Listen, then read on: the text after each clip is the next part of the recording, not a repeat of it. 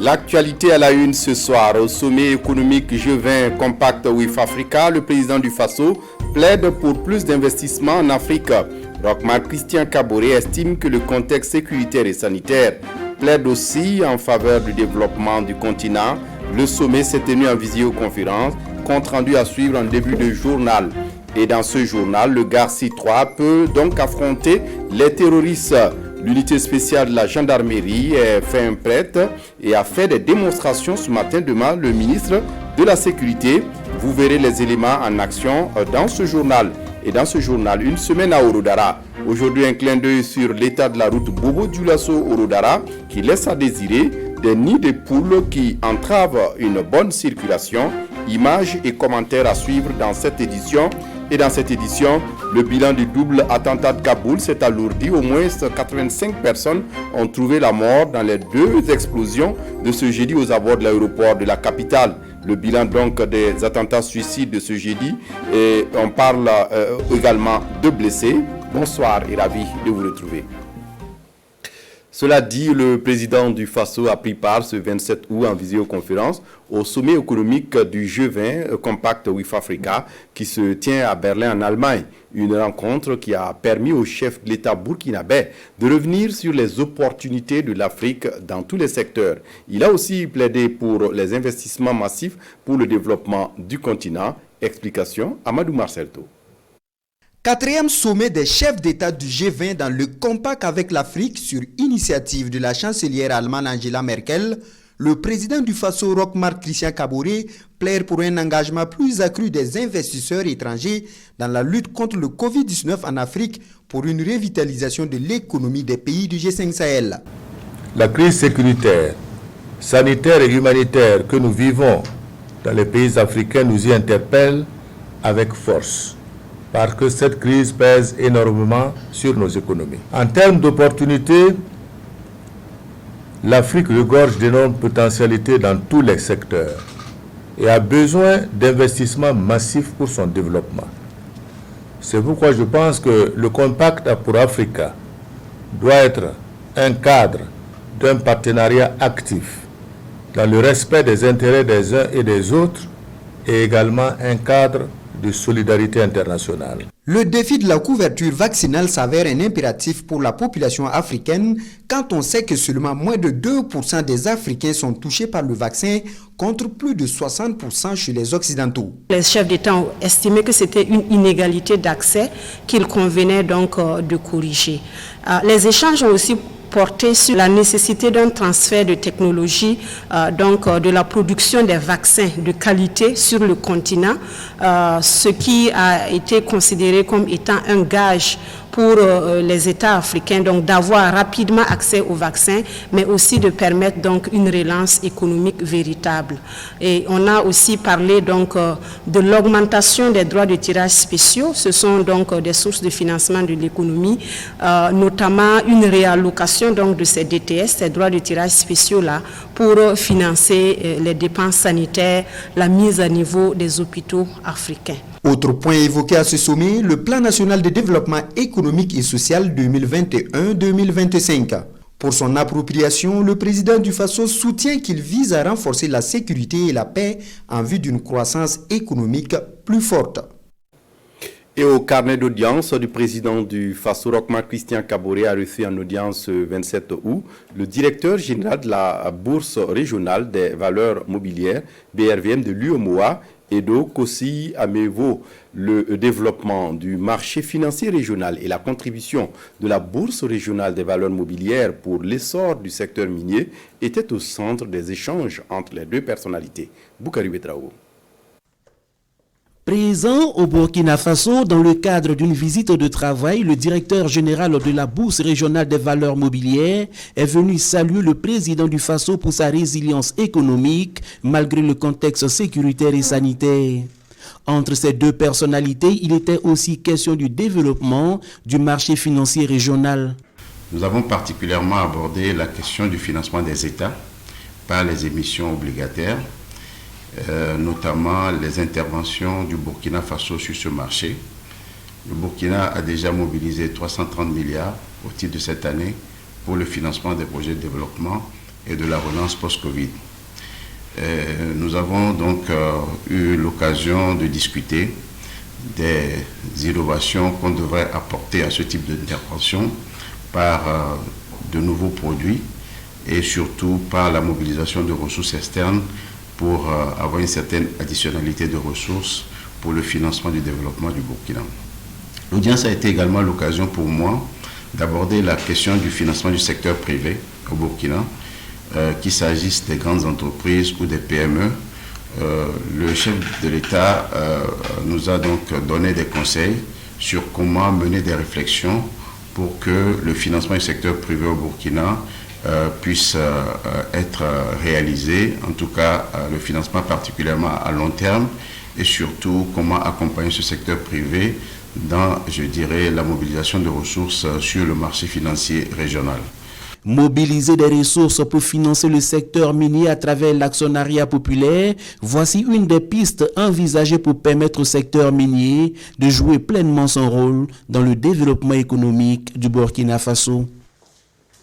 Dans l'actualité ce soir, des soldats du groupe d'action rapide de surveillance et d'intervention prêts à être déployés sur les théâtres d'opérations militaires contre le terrorisme au Burkina Faso. Cette deuxième vague, baptisée Garci 3, vient d'achever une formation militaire spéciale et spécifique aux opérations antiterroristes.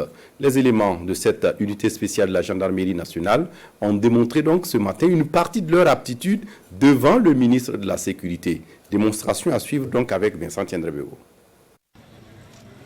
Ils ne sont même pas inquiets et pourtant le danger est là sur leur route et ils en sont conscients. Une embuscade est vite arrivée, l'ennemi a attaqué et la riposte est vigoureuse. Un chef terroriste s'est retranché là, il faut le déloger. Manu Militari.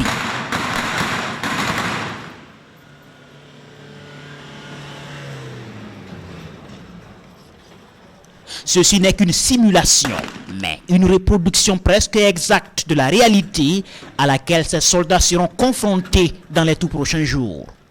Il faut braver le danger pour défendre la patrie et à cela, ces éléments s'engagent devant le ministre de la Sécurité. Nous avons acquis une maîtrise dans plusieurs domaines tels que les tactiques spéciales, le sécurisme opérationnel, la maîtrise sans armes de l'adversaire, les menaces sur les IED. Garci est une famille debout comme un seul homme, engagé, dévoué et solidaire. Ces gendarmes relèvent du groupe d'action rapide de surveillance et d'intervention, le Garci deuxième vague ou Garci 2, qui seront bientôt déployés sur le terrain. Depuis le Garci phase 1, nous avons des résultats. Barani, Tuini, les résultats sont là. En juillet, nous avons assisté à la sortie des éléments qui doivent être déployés à Mangoudara et aujourd'hui à Yoro et un complément de Tuini. Les militaires du Garci subissent une formation spéciale avec des instructeurs burkinabés et européens grâce à un soutien de l'Union européenne. Sachez que pour tous ces sacrifices que vous êtes d'ores et déjà prêts à consentir, l'Union européenne vous accompagnera dans chacun de vos pas, jusqu'à ce que le Burkina Faso redevienne le havre de paix et de vivre ensemble qu'il était avant les événements terroristes. Selon le ministre de la Sécurité, le Burkina Faso travaille présentement sur une nouvelle stratégie de lutte contre le terrorisme à travers le nexus gouvernement, FDS et population civile, chacun du trio étant appelé à s'engager dans son domaine de compétences pour une victoire collective sur le terrorisme au Burkina Faso. Et pour la défense nationale, de grandes réformes sont attendues. Ce matin, face à la presse, le tout nouveau général de brigade Barthélémy Simporé, le ministre délégué auprès du président du Faso, chargé de la défense nationale et des anciens combattants, s'est voulu plus clair. L'armée compte revoir son maillage du territoire, mais pas seulement. Les réformes annoncées toucheront aussi, à en croire le ministre délégué, les personnels sur le terrain. Explication, bienvenue Tansa. Bientôt de nouvelles stratégies. Leur mise en œuvre va s'appuyer sur 3 référentiels contenus dans le document de la stratégie de lutte contre le terrorisme. C'est l'information principale à ce point de presse du gouvernement, animé conjointement par le ministre délégué à la Défense et celui de la Sécurité. Il va s'agir d'adapter les méthodes à la lutte et cela passe d'abord par le renforcement des capacités des forces de défense et de sécurité. Le chef de l'État a pris un certain nombre de mesures pour renforcer donc les capacités des forces de défense et de sécurité, pour remonter le moral des troupes. Et c'est l'occasion donc pour moi de dire que très bientôt, je pense que dans les jours à venir, les combattants donc vont constater qu'un certain nombre de mesures administratives qui seront prises pour rehausser le moral, pour améliorer les conditions de vie et de travail de nos hommes. Et tout cela donc devra contribuer à rehausser donc nos capacités à faire face aux défis sécuritaires qui sont les nôtres aujourd'hui. Il s'agira pour nous, dans les 5 années à venir, de construire une résilience nationale forte contre la menace terroriste en développant des fondements capacitaires de la gouvernance de la sécurité nationale qui assure bien sûr à notre pays la plénitude de la souveraineté sur notre territoire et aussi d'assurer la protection des personnes et des biens. Et cela pour nous permettre de continuer les efforts de développement pour notre nation. Dans la nouvelle stratégie de lutte, le gouvernement prévoit de grandes réformes dans le secteur de la défense. Au niveau de la sécurité, de grands réaménagements sont aussi annoncés pour le retour de la quiétude au sein de la population. Que nous sommes dans une démarche de construction d'une gouvernance de sécurité nationale qui soit la plus transparente possible, mais également qui devait nous permettre de faire face d'une manière beaucoup plus coordonnée, beaucoup plus cohérente et efficace, donc les défis sécuritaires de plus en plus accrus.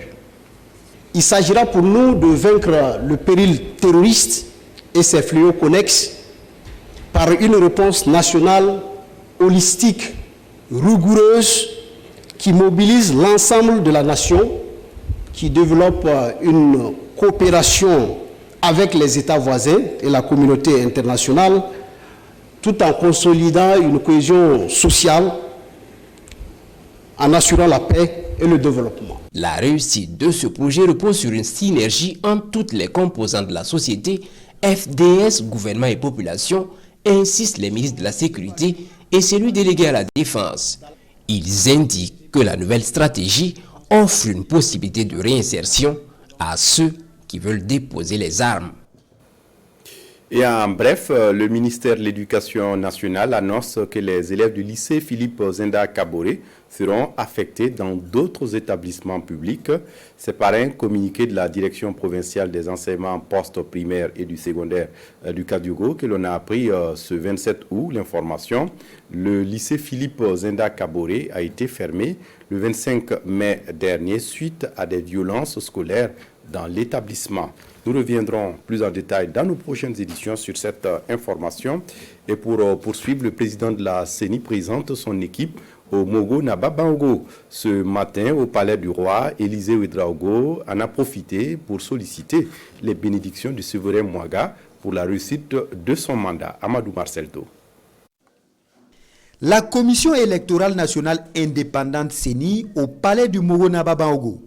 Conduite par son président, la délégation est venue se présenter en tant que nouvelle équipe dirigeante de la CENI, mais surtout rendre hommage au Mogo Naba pour ses efforts en faveur de la paix. Il était important que nous venions ici ce matin voir Sa Majesté le Mogo Naba, qui est aussi le président du Conseil supérieur de la chefferie coutumière, et qui, comme vous le savez, désigne au terme du code électoral un représentant au niveau de la Commission électorale nationale indépendante. Sa Majesté a toujours travaillé pour la préservation de la paix dans notre pays. C'est un acteur important de la vie nationale dans notre pays. Chargés de conduire l'organisation des prochaines élections au Burkina, les 15 commissaires de la CENI comptent par ailleurs sur le soutien et l'accompagnement de Mogo Naba Bango pour la réussite de leur mission. Des élections pas bien organisées peuvent conduire souvent à des situations de violence. Et évidemment, ce que nous lui demandons, c'est qu'il puisse donc nous accompagner par ses conseils et par ses interpellations pour que dans le cadre de notre travail, nous puissions travailler au mieux avec tout le professionnalisme qu'il y a pour que justement notre travail ne soit pas la cause de la perturbation de la paix sociale dans notre pays. Face aux garants de la tradition, les membres de la commission se sont une fois de plus engagés à se départir de leur bord politique afin de promouvoir l'intérêt supérieur de la nation. Autre sujet dans ce journal, le Burkina Faso prépare la prochaine Assemblée générale des Nations Unies sur les systèmes alimentaires. Une rencontre de haut niveau qui va définir la feuille de route du Burkina Faso à cette rencontre. Ce 27 août à Bobo-Dioulasso, le ministre de l'Agriculture, des Aménagements hydro-agricoles, de la mécanisation Salifou Ouedraogo et ses collègues de l'eau, Ousmane Nakro, des ressources animales Modeste Yerbanga ainsi que le représentant de la FAO Burkina Faso, Daouda Sow, ont assisté à l'ouverture donc de la rencontre. Ali Traoré pour les détails. Le Burkina Faso doit participer en septembre prochain en marge de la 76e Assemblée générale des Nations Unies au premier sommet mondial sur les systèmes alimentaires. Avant ce rendez-vous, 3 concertations multisectorielles et inclusives se sont tenues à cet effet. Il y a eu une première concertation qui a permis de visiter les politiques et stratégies en matière de système alimentaire. Ensuite, une deuxième concertation qui a permis à l'ensemble des acteurs de voir les systèmes de production, les aspects de transformation, comment diversifier la production. Et une troisième concertation qui a permis de dégager des engagements tels que faire en sorte qu'au moins 10% du budget national aille à l'agriculture. Faire en sorte que nous puissions réduire les gaz à effet de serre. Et ce matin, les mêmes acteurs sont réunis pour la 4e et la dernière concertation avant le jour J. Et cette rencontre permettra de tracer une feuille de route qui va décliner la politique nationale du Burkina Faso sur ses systèmes alimentaires. Cette 4e concertation voudrait que nous puissions consolider la voie nationale qui a déjà dégagé des pistes importantes. Au nom de ces pistes, il faut retenir que nous estimons que le droit à une alimentation saine, nutritive et équilibrée doit être consacré par la Constitution de notre pays. Et pour cela, nous pensons qu'il y a des leviers d'entraînement qui sont quand même assez importants, qui pourraient s'articuler autour des initiatives de son Excellence le Président du Faso, en l'occurrence l'initiative pour 1 million de tonnes de riz, assurer à chaque enfant en âge scolaire un repas équilibré, qui peuvent donc être des moteurs d'impulsion de notre sécurité alimentaire et nutritionnelle. Avec ces 4 concertations, le Burkina Faso devrait être prêt pour participer à ce premier sommet mondial sur les systèmes alimentaires.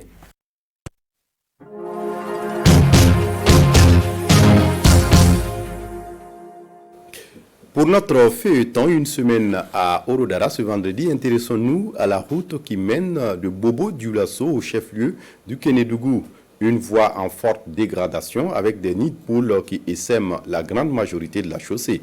C'est une situation déplorée par les usagers de la route qui souhaitent sa réhabilitation pour plus de trafic vers cette partie du Burkina. Salif Belem, Amadine Larsaga. Des nids de poules, des crevasses, le bitume presque décapé par endroits. Le tronçon Bobo-Orodara est en état de dégradation avancée aux grandes dames des usagers. C'est la principale route par laquelle transite la grande production de fruits de Orodara. Et pour ces transporteurs routiers, il faut user de stratégies pour pouvoir arriver à bon port. Orodara Bobo même c'est 75 km comme ça, mais on peut faire 4 heures sur la route. La même difficulté est partagée par ces producteurs en plein chargement qui s'apprêtent à emprunter le tronçon. Souvent les camions tombent, bon, on n'a pas le choix, comme ça on souffre ici. Voilà. Les fruits pourrissent ici à cause de l'état de la voie. Coupe les mangues avant d'appeler le camion. Il y a un camion qui peut se déplacer de Ouara pour venir chercher des mangues.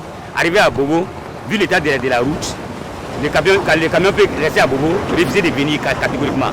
Donc vraiment, ça cause beaucoup d'handicap. Et lorsque le ciel ouvre ses vannes, le chemin devient périlleux. Et selon les usagers, ils ont à plusieurs reprises interpellé le gouvernement. Vraiment, c'est un sac à problème, c'est catastrophique. Il faut que l'État même veille, il faut qu'il pense à nous. Sinon que l'état de la route, là, ça nous crée toujours des problèmes. On ne peut même pas imaginer les dégâts. Il y a des couverts de route. Dans les mois, on peut avoir des attaques. Parce que l'état de route, là, on ne peut pas rouler comme on veut. Et encore, c'est là même qui sont roulent avec les engins à deux roues là. Il y a trop des accidents. Chaque jour, il y a des accidentés. À cause de l'état de la route même, les braquages sont trop maintenant. La fois dernière, on a tué 2 personnes. J'estime que le gouvernement a oublié Orodara carrément, catégoriquement. Parce qu'on n'a même pas de voie au Kédougou d'abord.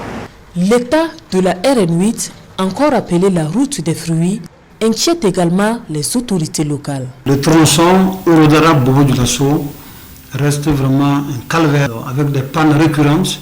Des risques d'accident n'ont pas fini. Cette voie qui est aujourd'hui en état de dégradation très avancé impacte négativement le développement de la commune. Pourtant, la commune de Orodara reste le verger du Burkina. Et tous les acteurs espèrent une réhabilitation de cette route principale dans les meilleurs délais. L'eau minérale Babali est produite à Orodara. Si l'eau Babali est très appréciée, c'est que Babali tire son eau sur place au niveau de son site grâce à un forage avec une nappe d'eau qui se trouve entre 120 et 130 mètres de profondeur. Mais Babali n'est pas que seulement un produit, c'est aussi une entreprise citoyenne qui a su investir dans la localité. Salif Belem, Amadine Lalsaga, explication. Il est le responsable qualité de l'unité de production d'eau Babali. Ibrahim Traoré, biologiste, est originaire de la commune de Orodara. Ici, le contrôle de la qualité sanitaire du produit lui incombe. On a fini les études au campus. Bon, il fallait raccommoder de gauche à droite, mais avec en tout cas la structure, on a eu à faire des appels d'offres et Dieu merci, on a été retenus. Et en tout cas, il faut dire que ça nous a beaucoup soulagés. Comme Ibrahim, beaucoup de jeunes de la commune de Orodara et des localités environnantes travaillent dans cette unité de production d'eau conditionnée. Des bras valides que l'on retrouve dans la section d'ensachage,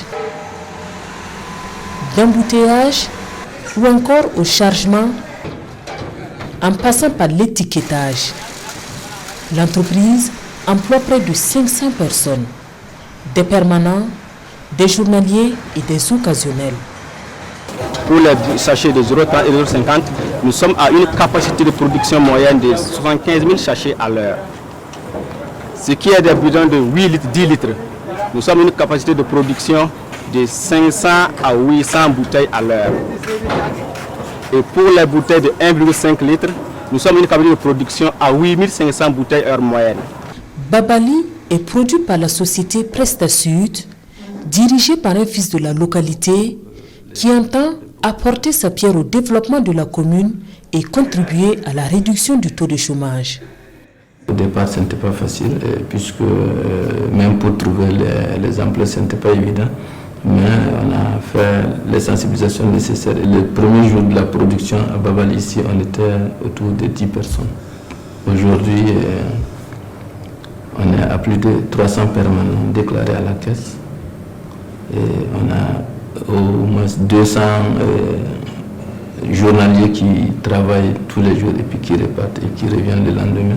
Pour les autorités locales et la population de Orodara, la présence de Babali participe au développement de la commune. Nous, ça nous facilite dans la restauration et les jeunes de Orodara aussi travaillent là-bas. La présence de Babali, elle a développé de la commune. En ajoutant 10 ans d'emploi aussi, ce n'est pas négligeable. Il faut dire que, quelque part, une bonne solution au sommet des jeunes. Avec une dizaine d'années d'expérience et nourrit encore de grandes ambitions. L'objectif des premiers responsables, c'est d'agrandir l'usine et de diversifier les différents produits. Et puis avant de poursuivre demain, un autre épisode de notre feuilleton Une semaine à Orodara vous sera proposé. À l'occasion de la cérémonie officielle de sortie des élèves officiers de l'Académie militaire Georges Namoiano de Pau, placé sous le très haut patronage de son Excellence, Monsieur le Président du Faso, Président du Conseil des ministres, chef suprême des armées nationales, la Direction générale du protocole d'État convie les personnalités invitées le samedi 28 août 2021 à 18h dans l'enceinte de l'Académie. L'heure limite d'arrivée est fixée à 17h30 et donc c'est signé la Direction générale du protocole d'État. Et pour la suite du journal Le Signabé, le syndicat national des enseignants africains du Burkina tient à Ouagadougou son deuxième conseil national ordinaire où il est question d'évoquer les grands sujets d'intérêt national. Le Signabé n'a pas manqué l'occasion de rappeler ses revendications qui restent insatisfaites. Mouni Soubega. À ce deuxième conseil national, le SNIAB, le syndicat national des enseignants africains du Burkina, veut faire le bilan de la vie de cette structure syndicale. Sur la carrière des enseignants, le SNIAB dit déplorer la non-tenue de l'examen de reclassement en A3 d'une certaine catégorie d'enseignants telle que consacrée par le protocole d'accord gouvernement CNSE. Depuis les activités sur l'élaboration du statut particulier, et nous avons constaté qu'il y a beaucoup de questions qui sont en suspens. Donc ce conseil va faire vraiment une part belle à ces questions pour voir quelle stratégie, quelles sont les actions qu'il faut dégager pour pouvoir faire avancer vraiment les choses au bonheur des travailleurs et au bonheur des travailleurs de l'éducation en particulier. Les questions d'actualité ne sont pas passées sous silence à ce deuxième conseil du SNIAB. Le syndicat déplore la dégradation de la situation sécuritaire au Burkina, marquée par des attaques meurtrières. Là-dessus, le SNIAB exige du gouvernement la révision des accords de coopération avec certaines puissances qui restent sans intérêt selon le secrétaire général du SNIAB. Il invite également les populations à collaborer avec les forces de défense et de sécurité pour venir à bout du terrorisme. À ces conseils, le SNIAB entend également évaluer les forces et les limites du syndicat afin de le dynamiser pour les luttes futures selon le secrétaire général. L'hôpital de Dori a été inondé par les eaux de la pluie d'hier 26 août. Un sinistre dû au débordement d'une mare de la ville qui a déversé ses eaux dans le centre hospitalier. Des actions sont en cours pour limiter les dégâts, mais aussi pour évacuer l'eau. Pinidi Nyamou. Cet après-midi de ce 26 août, impossible aux malades et aux accompagnants d'accéder aux locaux du CHR de Dori. Une grande pluie est tombée sur Dori, occasionnant le débordement d'une des mares de Dori qui jouxte le centre hospitalier. Pas de dégâts matériels, mais des stratégies sont développées par les usagers pour accéder aux locaux du centre. C'est la première fois que ça arrive comme ça. Sinon, on a constaté que c'est les deux mares de la ville qui sont pleines. Et c'est le trop plein qui s'est déversé comme ça. Au sein de l'hôpital, c'est l'entrée vers les urgences. Et puis ici, au niveau de l'entrée de l'administration. La pompe du CHR de Dori est défaillante pour évacuer ces eaux, d'où l'appel pressant de l'agent d'assainissement du CHR. Si on peut nous aider, par exemple, puisque présentement, même nous avons un problème de pompe immergée. Voilà, au niveau de la station d'épuration, la pompe là est défaillante, elle ne fonctionne plus. Maintenant, on est obligé d'utiliser la motopompe pour aller pomper là-bas et venir pomper ici aussi, pour faire sortir l'eau. Les usagers du CHR de Dori doivent prendre leur mal en patience en attendant des solutions en ces temps pluvieux où les eaux stagnantes sont des nids de moustiques et des sources de maladies. Le réseau parlementaire pour la croissance verte et les services écosystèmes a procédé ce 26 août à une opération de plantation d'arbres sur le site du bosquet Salif Diallo à Komki-Ipala. C'est environ 300 plants qui ont été mis en terre. Ce acte marque également le lancement officiel des activités du réseau. Sébastien Zongo. Commune de Komki-Ipala, dans la province du Kadiogo, des femmes du village de Lao contribuent au renforcement du couvert végétal. Elles accompagnent leurs visiteurs à mettre en terre 310 plants de diverses espèces dans le bosquet Dr Salifou Diallo pour rendre hommage au défunt président de l'Assemblée nationale. Nous sommes sur un site d'un symbolisme qui n'est plus à expliquer parce que Feu Salifou Diallo a été ministre de l'Environnement de ce pays. Donc je pense que c'est le rétablir dans ses droits et qu'il repose en paix. Il s'agit de renforcer la haie vive le long de la clôture du site et c'est une invite à l'action et à la conjugaison des efforts pour relever le défi de l'urgence climatique à travers des réponses appropriées comme celle du mois de l'arbre lancée à Zignaré par le président du Faso. Il s'agit aussi de la première activité du réseau parlementaire pour la croissance verte et les services écosystémiques en 5 mois d'existence légale. Le réseau parlementaire pour la croissance verte et les services écosystémiques a convenu en tout cas pour le lancement de ces activités de se retrouver au niveau de ce bosquet-là, aussi pour mémorer la mémoire du docteur Salifou Diallo, mais aussi dire que l'activité que nous menons, c'est dans le cadre de la préservation de l'environnement. Et il ne serait pas intéressant que dans cette période de mois de l'arbre, nous fassions le lancement de notre réseau dans des bureaux feutrés. Composé de 20 députés membres, le réseau parlementaire pour la croissance verte et les services écosystémiques répond ainsi à son objectif de contribuer à la promotion de la croissance verte inclusive au Burkina Faso pour une résilience climatique et la préservation des ressources naturelles. Et en bref et en image, le ministre de la Communication, des Relations avec le Parlement, porte-parole du gouvernement, entouré d'hommes et de femmes de médias. Il s'est agi au cours de cette rencontre informelle qui s'est tenue ce 27 août dans un restaurant de la place d'échanger autour des différents sujets, à savoir la reprise des activités gouvernementales après la période de vacances et aussi d'informer sur les mesures prises afin de venir à bout du terrorisme au Burkina Faso.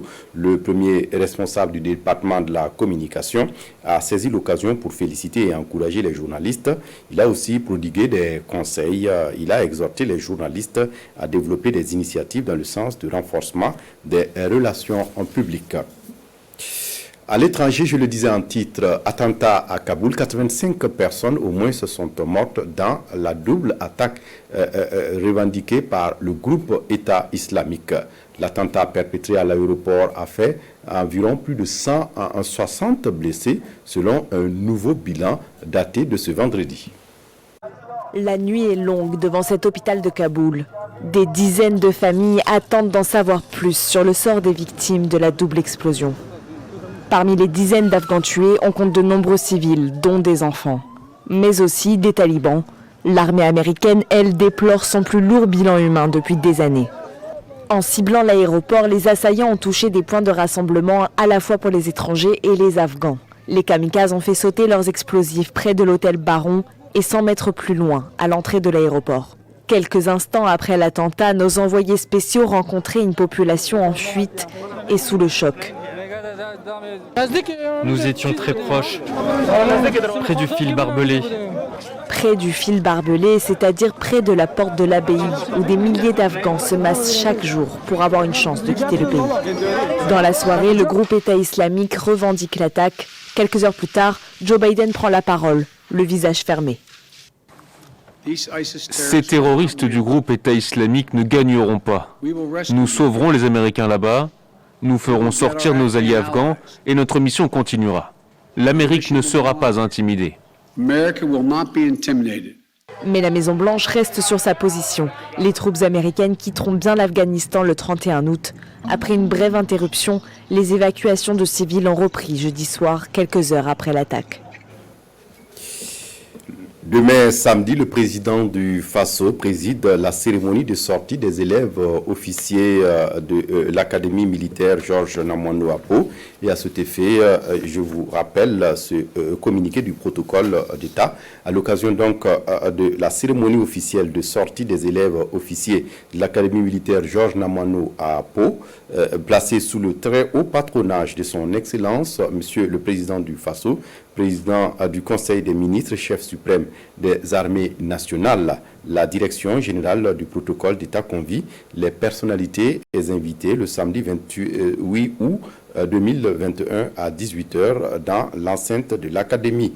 L'heure limite d'arrivée est fixée à 17h30 et c'est signé donc la direction générale du protocole d'État. Voilà, on s'arrête là pour ce journal. Merci de votre attention. Très bonne suite de programmes sur la RTB. Au revoir.